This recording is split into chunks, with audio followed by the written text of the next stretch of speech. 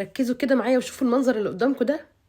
لأول مرة هتشوفوا اللي بيحصل قدامكم ده. تعالوا الأول أعرفكم أنا فين وإيه المكان ده وإيه طبيعته. لايك وشير بسرعة علشان أنت هتستفيدي من الفيديو ده استفادة هتدعيلي عليها بعد كده. أنا في أسوان يا جماعة، وتحديدا في المكان اللي فيه بيتم تجهيز التمور بتاعة رمضان. كل سنة وانتم طيبين. وده بقى المنبع. انتوا عارفين إن أحلى التمور اللي هي الجافة بتاعة رمضان بتتعمل أصلا في أسوان. وده يا جماعة بقى مرحلة التجهيز والتجفيف، وانا كنت هناك وحضرت كل ده قدام عيني. وعايزه اقول لكم شفت واكلت اجمل بلح في الدنيا. زي ما انتم شايفين كده، بعد التجفيف بيعبوه في اكياس مشمع علشان الرطوبه، وبعد ما بيعبوه في المشمع بيحطوه في شكاير بلاستيك زي ما انتم شايفين كده، وبعد كده بيبتدوا يفضوه. وعايزه اقول لكم ان هم بيعملوا حاجه غريبه جدا وعرفتها وانا هناك. الاول طبعا بيفضوه، وكل بلحايه بيتحط انتاجها في شوال لوحده، يعني ما ينفعش يحطوا بلحه على بلحه. بعد كده بيقفلوا كويس قوي، وبعد كده بيخيطوا الشكاير زي ما انتم شايفين، وبعد كده بتتحط بقى في الشكاير اللي بتكون من الخيش. وزي ما انتم شايفين دي مرحله التجفيف قبل ما يعبوها. طبعا زمانكم بتسالوا يعني ايه بلحه ما تتحطش على بلحه. المقصد هنا ان مفيش انتاج نخله بيتحط على انتاج نخله تانية. كل كوم من الاكوام اللي انتم شايفينها دي، بالمناسبه انا خدت دكتوراه فخريه هناك وانا بتعرف على اصناف البلح وبعضها.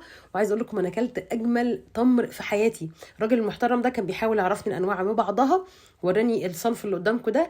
ودي حاجه اسمها جنديله، وفي برطموده، ودي الملكابي. في اصناف كتير جدا طبعا انا اجهلها. ودي الشوله الخيش اللي بتخزن فيها التمور بعد التجفيف، وبيتعمل لها حاجه اسمها عمليه تبخير علشان تحمي التمور من اي تسويس، علشان الموسم بتاعها يبقى تاخدوا البلحه نظيفه. طبعا ده حسن اللي كنت صورت لكم عنده السنه اللي فاتت في العبور. قلت لكم ان الراجل ده عنده ارخص تمور في مصر، وبيوصل دلوقتي المفاجاه ان هو بيوصل لاي مكان، بس التوصيل بدايه من 20 كيلو. واسعاره يا جماعه الجمله، لان هو ده اللي بيوزع لمعظم المحلات. ده بالاضافه كمان ان ما شاء الله اي حد بيعمل شنط رمضان، الجمعيات اللي بتطلع خير في رمضان بياخدوا منه، لان هو يعني يعتبر المورد الاصلي. علشان كده كان لازم اروح واصور لكم المكان. وبالمناسبه ده طريقه التخزين بتاعه التمور لازم تتخزن كده في الشمس وفي رمله، وكل يوم بتتغطى بطريقه معينه كده. هوريها لكم. ده يا جماعه العبوه ال 20 كيلو كل يوم لازم تتغطى قبل المغرب علشان الندى، ويتشال من عليها